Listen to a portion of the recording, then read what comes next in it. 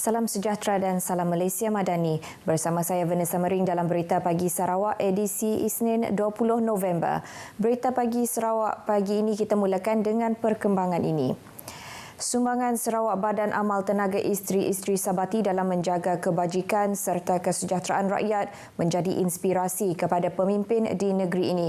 Premier Sarawak Datuk Patinggi Tan Sri Abang Johari Tunopeng berkata penubuhan Sabati yang kini memasuki lebih 4 dekad itu telah banyak menyumbang dan membantu golongan yang kurang bernasib baik. Berucap merasmikan Galeri Laila di Wisma Sabati di Kuching, Premier Sarawak berkata usaha murni itu dapat disaksikan menerusi pelbagai sumbangan yang didokumentasikan di Galeri Laila. Pengasasan Presiden pertama Sabati iaitu Allahyarhamah Datuk Patinggi Dr. Laila Taib begitu prihatin terhadap kebajikan rakyat, pendidikan, pemeliharaan alam sekitar, kebudayaan dan sukan. Datuk Patinggi Abang Johari memberitahu Allahyarhamah bersama ahli-ahli Sabati gigih menjalankan kerja-kerja amal kepada masyarakat terutama dalam membantu rakyat yang kurang bernasib baik. Antara sumbangan Sabati adalah mencari dana melalui program Heart to Heart bagi menyediakan fasiliti perubatan yang kondusif kepada pesakit jantung sehingga wujudnya Pusat Jantung Sarawak. Pada majlis itu, Premier Sarawak mengumumkan sumbangan RM1 juta kepada Sabati daripada Petroleum Sarawak Berhad Petros bagi meneruskan kerja-kerja amal manakala Kerajaan Sarawak memperuntukkan sejumlah RM300,000 untuk membantu anak-anak Sarawak di kawasan luar bandar terutamanya melibatkan pendidikan. Terdahulu berucap pada majlis itu, Pengerusi Jawatan Kuasa Galeri Laila, Datuk Dayang Norliah, Datuk Awang Daud berkata syarikat Petroleum Nasional Berhad Petronas telah menjadikan Sabati sebagai rakan strategik dalam program impak sosial. Peruntukan sebanyak RM1.3 juta dalam usaha sama ini adalah bagi menaik taraf keperluan perubatan asas di 26 buah klinik kesihatan di luar bandar Sarawak yang akan dilaksanakan secara berperingkat. Keterangkuman sosial terutamanya dalam aspek pendidikan awal kanak-kanak merupakan pelaburan yang penting dalam menentukan kejayaan serta kesejahteraan sesebuah negara dalam jangka masa yang panjang. Menurut Timbalan Premier Datuk Amarawan Tengah Ali Hassan, nilai keterangkuman atau inklusiviti merupakan salah satu tonggak utama strategi pembangunan pasca COVID-19 PCDS 2030 yang berfokuskan terhadap sebuah masyarakat yang lebih dinamik dan saksama bagi mencapai kemajuan bersama. Jelasnya, apabila semua lapisan masyarakat mempunyai akses kepada pendidikan, peluang pekerjaan dan ekonomi secara saksama, ia akan mewujudkan tenaga kerja yang inklusif sekaligus memupuk kreativiti dan inovasi, memacu pertumbuhan ekonomi yang berdaya saing di pentas global. Justru, Sarawak juga komited dalam menjamin masyarakat terus mendapat akses kepada pendidikan awal kanak-kanak termasuk intervensi awal pendidikan khas bagi keperluan kanak-kanak kurang upaya di negeri ini. Komitmen ini juga selaras dengan agenda pembangunan bakat dan modal insan di Sarawak tanpa mengambil kira aspek kelainan upaya. Beliau berharap agar Kementerian Pembangunan Wanita, Kanak-kanak dan Kesejahteraan Komuniti KPWK Sarawak bersama dengan ibu bapa, pendidik, badan bukan kerajaan dan masyarakat amnya akan terus memperkasakan nilai keterangkuman dalam bidang pendidikan awal kanak-kanak di negeri ini demi menjamin masa depan yang lebih cerah untuk anak-anak Sarawak. Datuk Amar Awang Tengah Ali Hassan berucap pada majlis penutupan Konvensyen Antarabangsa Prasekolah Sarawak 2023 anjuran KPWK di Kuching. Konvensyen tersebut dihadiri lebih 1,000 orang peserta dari Sarawak, Selangor, Brunei, Australia, Singapura dan Cambodia.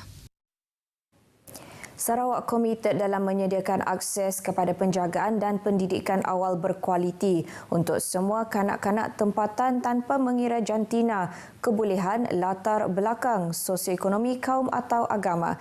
Menteri Pembangunan Wanita, Kanak-kanak dan Kesejahteraan Komuniti Sarawak, Datuk Seri Fatimah Abdullah berkata, Konvensyen Antarabangsa Prasekolah Sarawak 2023 membuktikan komitmen bersama terhadap kesejahteraan dan masa depan golongan muda.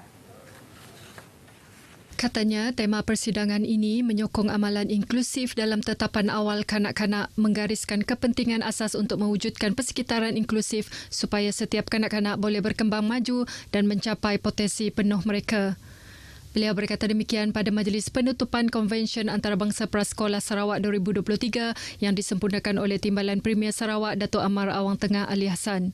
Jelasnya lagi, melalui 100 institusi awal kanak-kanak sedidik milik kerajaan, banyak aktiviti pembelajaran dan peluang disediakan untuk kanak-kanak berkeperluan khas mendapat akses kepada pendidikan prasekolah. Sehingga 31 Oktober 2023, terdapat 129 kanak-kanak berkeperluan khas dari 49 pusat sedidik milik negeri di seluruh Sarawak. Tambahnya, kejayaan Pusat Intervensi Awal Sehenti telah mendorong untuk penubuhan lebih banyak pusat tersebut di bahagian lain di Sarawak dengan yang seterusnya di Zon Utara iaitu Miri. Kapit bakal mempunyai ibu pejabat polis daerah IPD yang baharu dengan peruntukan sebanyak RM150 juta. Menteri Dalam Negeri Datuk Seri Saifuddin Nasution Ismail berkata pembinaannya akan dibuat di sebuah lokasi yang baharu. Sejurus selesai proses menguruskan status tanah, lokasi telah dikenal pasti, permohonan telah dibuat kepada Kerajaan Negeri dan bila proses itu diluluskan, Pesuruhjaya Tanah Persekutuan akan kemudiannya mengambil alih dan seterusnya kelulusan bajet telah dibuat. Jadi proses itu tidak akan mengambil masa yang lama. Kalau semua proses itu kita uruskan, boleh tahun depan juga. Pertengahan tahun depan adalah sasaran yang realistik untuk kita mulakan kick off pembinaan. Beliau berkata demikian dalam satu sidang media di Rumah Garing Pangit Nangga Miao Song selepas lawatan kerja beliau ke daerah Kapit dan Song.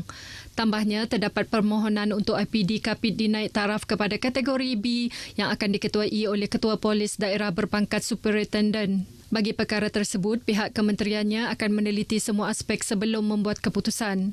Tambah beliau, bangunan IPD Kapit yang baharu akan dilengkapi ruang kerja yang kondusif dan turut dibangunkan kuartus kategori F dan D untuk keperluan anggota dengan keluasan 1,500 kaki persegi. Persatuan atau Kelab Sukan Permotoran Pacuan Empat Roda khususnya di kawasan Parlimen Puncak Borneo digalakkan untuk bekerjasama dengan persatuan lain di Sarawak untuk membangunkan sukan itu. Ahli Parlimen Puncak Borneo Datuk Willy Mongin menyatakan sukan tersebut berpotensi untuk diketengahkan dalam usaha mencungkil bakat-bakat baru bagi sukan tersebut. Aktiviti yang dikategorikan sebagai sukan lasak itu juga berupaya memperkembangkan ekonomi setempat khasnya dari sudut pelancongan jika diadakan secara konsisten.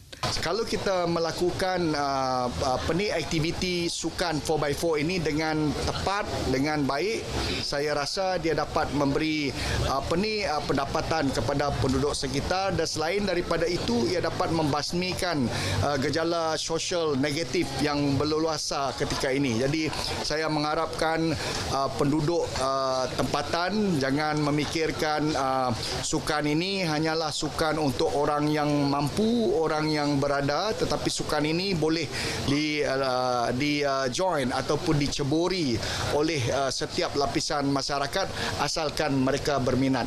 Datuk Willy juga mengalu-alukan Kelab Sukan Pacuan Empat Roda di Sarawak turut menyertai pertandingan sukan tersebut yang dicadang diadakan sebelum perayaan Hari Gawai tahun hadapan.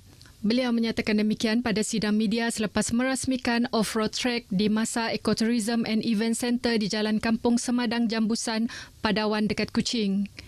Beliau turut mengumumkan peruntukan sebanyak RM40,000 kepada Padawan 4x4 Adventure Club untuk membantu kelab itu mengadakan pelbagai aktiviti. Penganjuran Bengkel Busana Tradisi Bisaya antara inisiatif yang dilakukan oleh Persatuan Kebudayaan dan Kesenian Masyarakat Bisaya PKKMBS bagi percambahan idea serta menyusun atur busana etnik Bisaya yang sebenar. Ia meliputi penggunaan jenis baju, warna serta corak yang digunakan dalam usaha mengekalkan busana yang seragam. Pengerusi PKKMBS Temenggung Nicholas Boyakpura berkata melalui bengkel itu mereka boleh bertukar pendapat dan hasil rumusan akan dihantar kepada ketua-ketua masyarakat dan ketua kaum Bisaya sama ada menerima atau membuat penambahbaikan. Tambahnya, bengkel bersama ketua-ketua masyarakat dan ketua kaum akan diadakan bagi perbincangan lanjut. Beliau menyatakan demikian pada bengkel tersebut di Dewan St. Edmund Limbang mewakili Ahli Dewan Undangan Negeri Batu Danau Datuk Paulus Palugumbang. Mengulas lanjut mengenai bengkel itu, beliau memberitahu ia merupakan penganjuran kali kedua selepas bengkel bertiap iaitu bergandang dan berpantun oleh persatuan itu dalam usaha memantapkan adat dan budaya kaum Bisaya secara keseluruhan. Berita Pagi Sarawak berakhir di sini. Ikuti Stadium RTM selepas ini untuk perkembangan sukan tanah air dan antarabangsa. Saya Vanessa Mering. Dari sungai hingga segara, Palestin pasti merdeka.